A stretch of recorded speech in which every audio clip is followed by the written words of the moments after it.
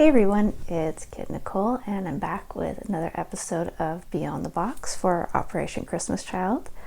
If you're new to the channel, hi, welcome.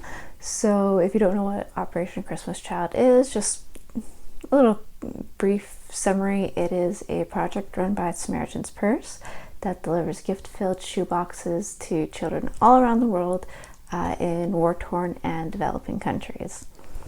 So today's country that we are looking at, just to help give you maybe a little bit of inspiration in regards to packing shoeboxes or praying about your shoeboxes, is the country of El Salvador.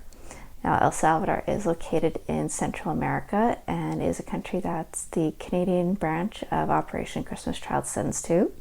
So I've researched a few little facts about El Salvador and I hope you enjoy it and learn something new. So the name El Salvador was given by the Spanish, and the translation of it means the Savior, which is in reference to Jesus.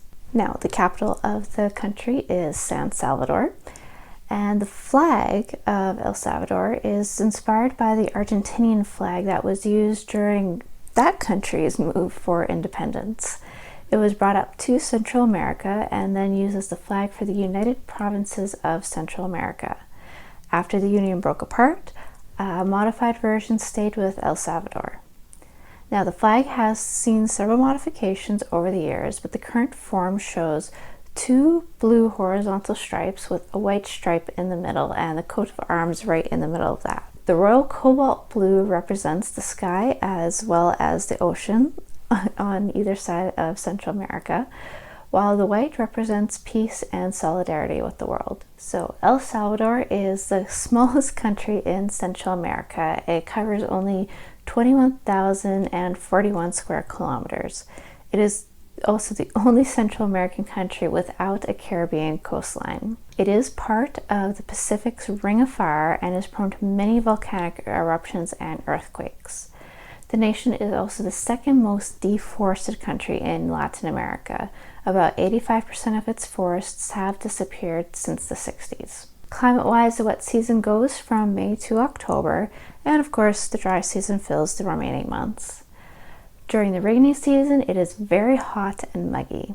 And then during the dry season, lows can range between 13 to 20 degrees Celsius. Now, the total population of the country is around 6.5 million.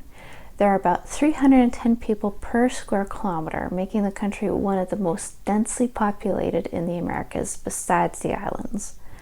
The country also does not have anyone besides recent immigrants that are of African descent. Now, the national language is Spanish, but the next most spoken language is Nahuatl. In regards to religion, the official religion is Christian/Catholic, and, well, there is a small percentage that follow indigenous beliefs.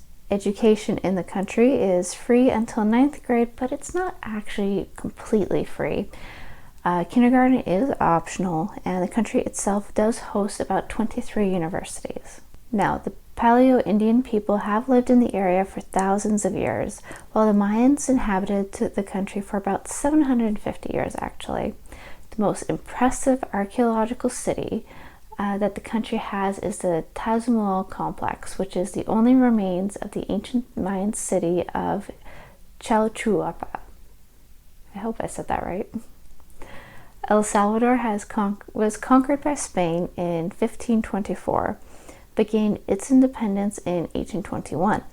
In 1823, the country joined the United Provinces of Central America, which included Costa Rica, Nicaragua, Guatemala, and Honduras. Now, the country did suffer from a 12-year-long civil war that began in 1980 and lasted till 1992.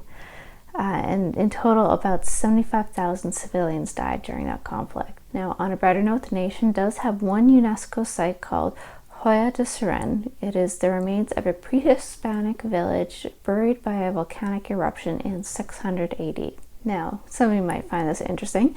The US dollar is El Salvador's national currency, replacing the colon in 2001. The country's minimum wage is between $100 to $250 US a month. During the colonial period, the most important crop was the indigo plant, but now in the 20th century, coffee exports made up about 90% of El Salvador's national earnings. Since then, the country has worked on diversifying its income source. In one town that shoeboxes are delivered to, the chief of police stated that there was a noticeable drop in crime afterwards. Now, just the last few quick facts for you. El Salvador has over 800 different animal species, of which about half consists of butterflies. A bird called the torogos is the country's national bird. The nation has a world-class surf scene and hosts many surfing events throughout the year.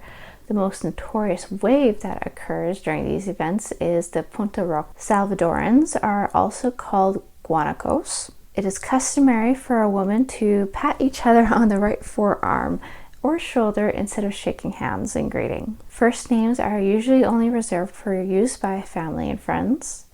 A girl's 15th birthday is a very important event for the family.